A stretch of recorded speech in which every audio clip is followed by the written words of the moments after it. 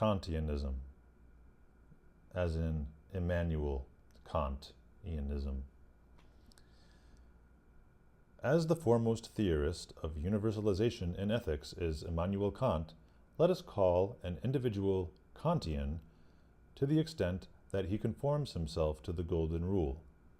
Kantianism, the tendency to inhibit oneself from doing what he would not want others to do, especially to him, is a descriptive trait of behavior that permits a rough, qualitative scaling of moral goodness. To say that everyday morality flows from the golden rule is to claim a strong connection between Kantianism and everyday criteria of personal goodness, a connection that does appear to hold. A Kantian can be expected to see things from a variety of perspectives. He will follow general rules, not constantly seek to make an exception of himself. He knows that other people take their own ends as seriously as he takes his, so he does not treat others as mere resources. Nobody wants his own preferences overridden for the sake of someone else's, so a Kantian will not selfishly override the preferences of others. A Kantian who wishes others to serve his own ends attempts to recruit them as he would wish to be recruited, by persuasion or bargaining, rather than threat, coercion, or deception.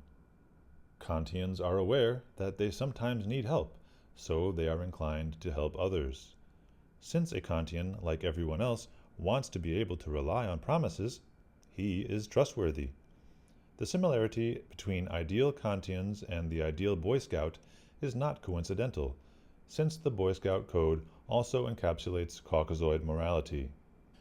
A number of valued traits, not especially Kantian on their face, such as intelligence, industriousness, patience, self-sufficiency, and development of one's talents, also appear to associate with Kantianism.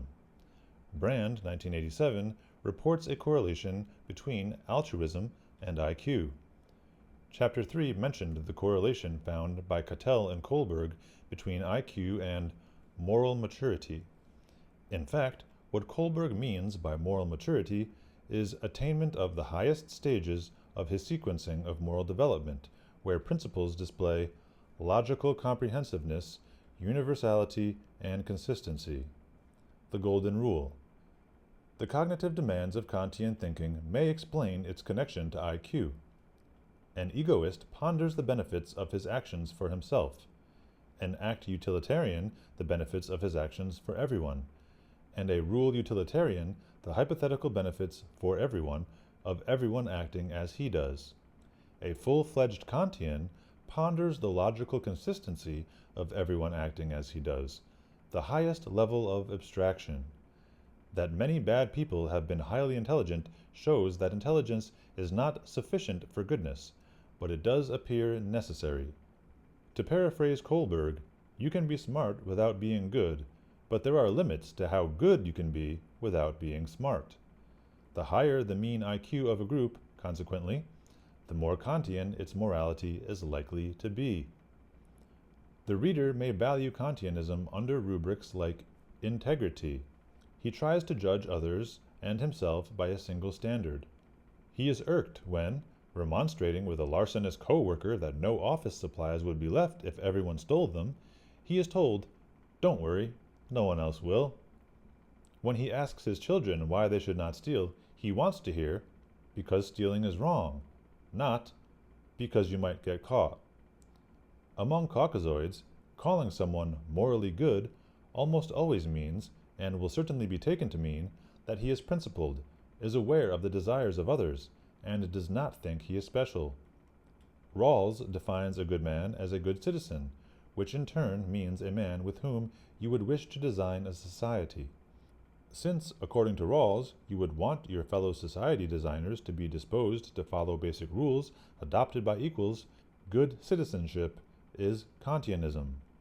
Concern with rules is currently derided in some quarters as overly masculine, since women evidently value consistency less and empathy more than men do. Caucasoid women nevertheless value Kantianism highly, as it includes, in addition to rigorous consistency, a willingness to see other people as subjects of experience like oneself, rather than as resources or obstacles. So basically, if you want men to treat you like another human being and not an object, you're going to want them to be moral, even if that means that they call you out for your immorality, because a logical person will be moral, and women are not known for their being logical, so sometimes their morality is more based on what makes them feel good and not what is actually good. Race differences and personal goodness. Turning explicitly to racial comparison, earlier chapters reviewed evidence that blacks are typically less intelligent and less inclined to follow rules, and more aggressive, more self-assertive, and more impulsive than whites.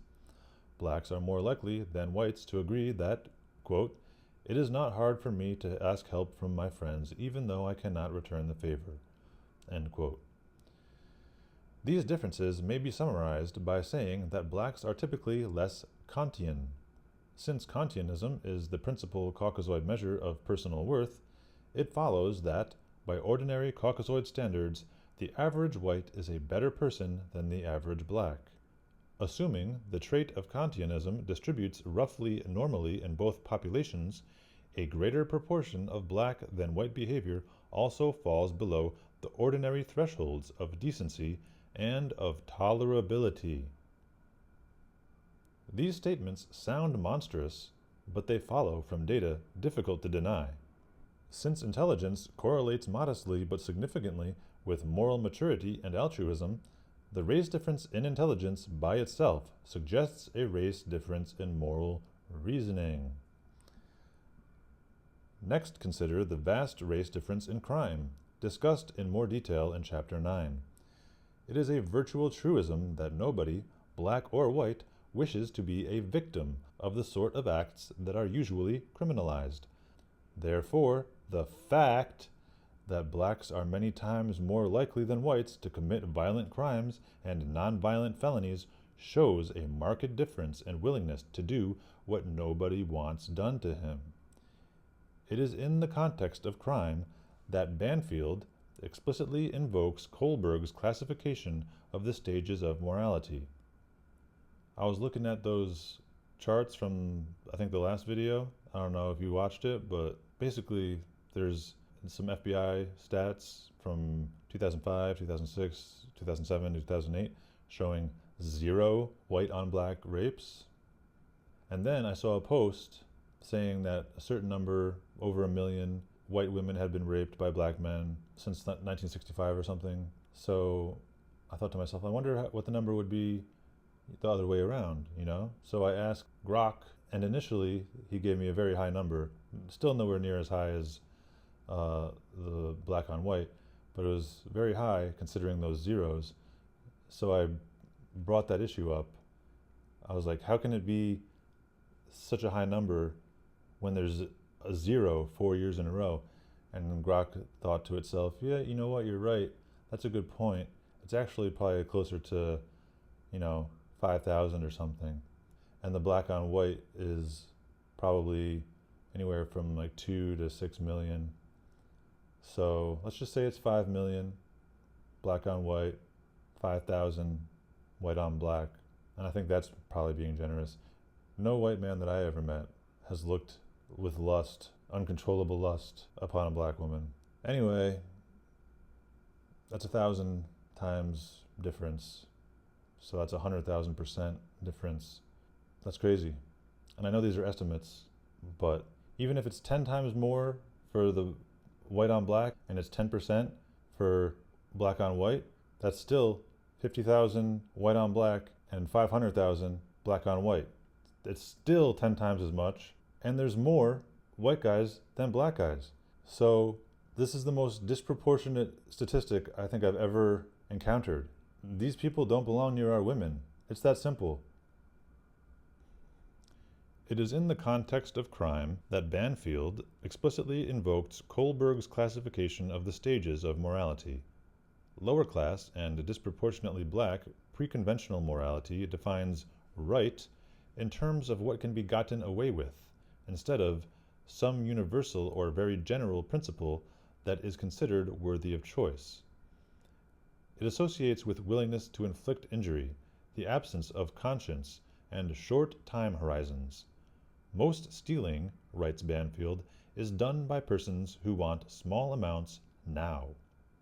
Other patterns of black behavior illustrate a difference in moral orientation.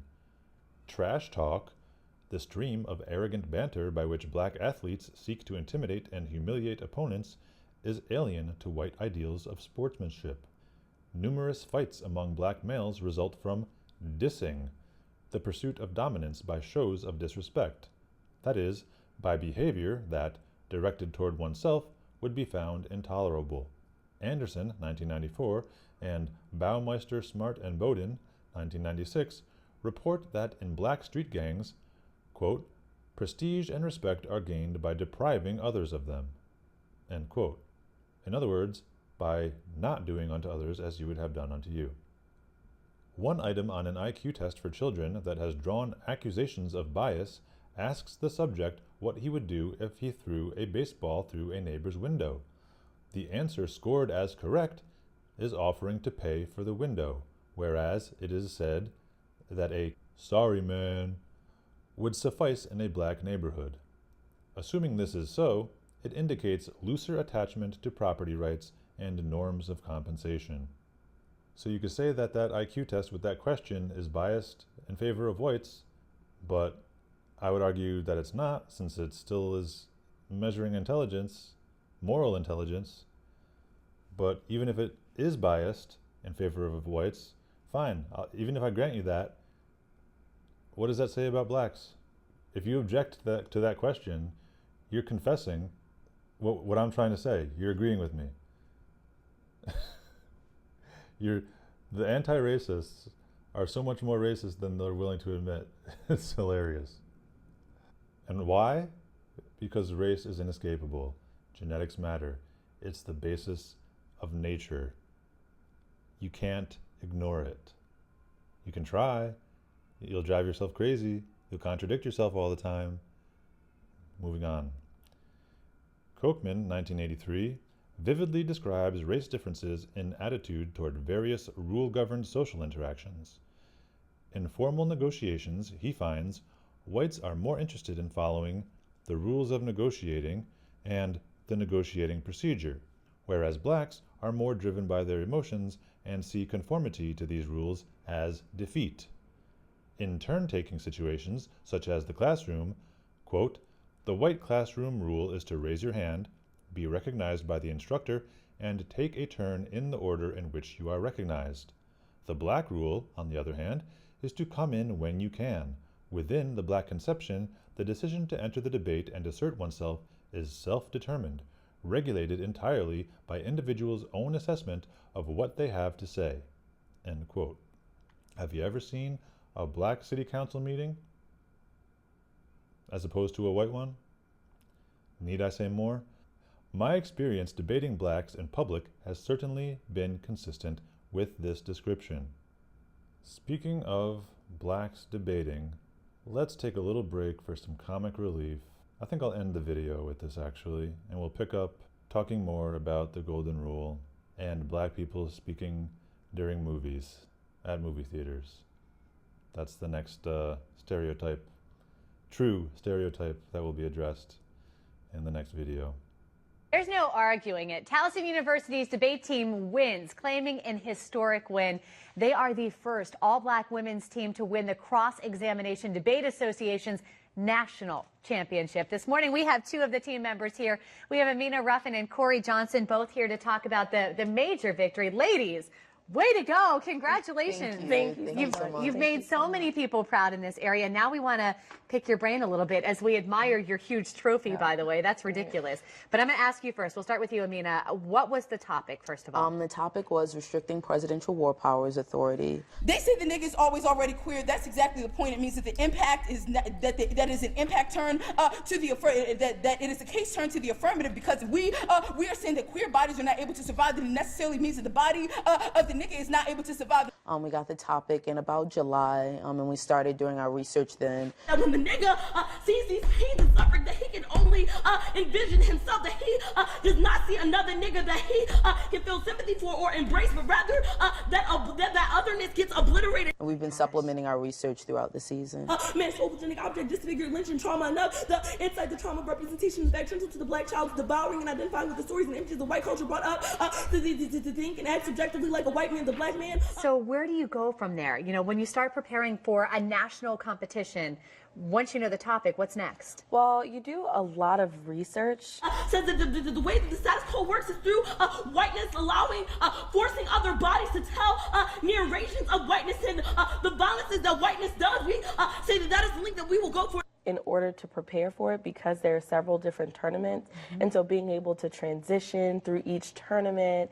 Capture separate from exposure to cultural representation of the white world, the cultural move, the white world and the child eye zone, and able to respond to opponents' arguments. On sexual trauma as a way of grounding against racist cultural fantasy, the cultural trafficking images of the black man's phobogenic object. So just a lot of preparation. Disfigured, lynching, trauma enough. The insight, the trauma representation back central to the black child, devouring and identifying with the stories and images of the white culture. Reading of articles and books and they only recreate what it means to be an authentic nigga because we are not allowed to read certain things or speak in a certain way because we are seen as not truly speaking to niggas, but it is a question of who even wrote this shit. all that good stuff. Was there anything that threw you off during the competition? You know, something that someone else said, another team, that made you go, ain't it crazy that 2 days ago I almost went to jail and I'm here right now?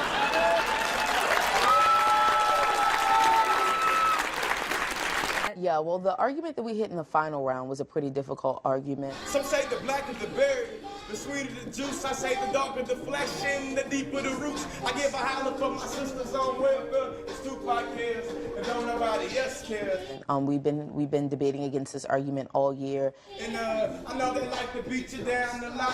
When you come around the block, brothers clown a lot. But please don't cry, dry your eyes, never let up. Forgive, but don't forget, girl, and keep your head up. And kind of testing out different strategies against it. Who encounters himself as a phobic object within the white culture, encounters the dereliction of his own self-representation through that culture. Dereliction is one. Our final round strategy proved to be pretty successful. Now, because whiteness is able to continually operationalize, we are able to be known in this space, known as the damaged little black girl. But yeah, it was a very unique argument from the University of Oklahoma. Niggas are always in oppositions to governments. War power should not be used against niggas. at what point did you think we got this? Before death is eternity, after death is eternity, there is no death, there's only eternity, and I ride the wings of eternity like, yeah, yeah, yeah! She clack, clack.